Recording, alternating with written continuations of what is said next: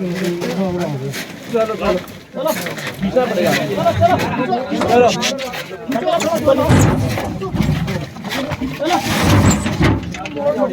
और डंडे चलो आप डंडा मोड़ लो, डंडे नीचे कर दो, आप डंडे मोड़ लो बस।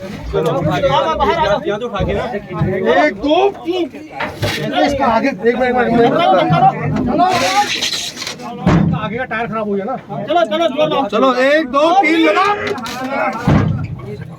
चलो फिर खींचो, थोड़ा और चलो 1 2 3 बस। रुको रुको रुको हमारे जगह ये भाई सब उसको होगा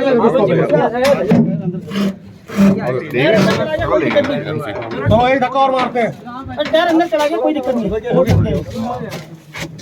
आराम से जाना घर 4 में आना तो घर को खोलना होता है। रस्सी वहां पे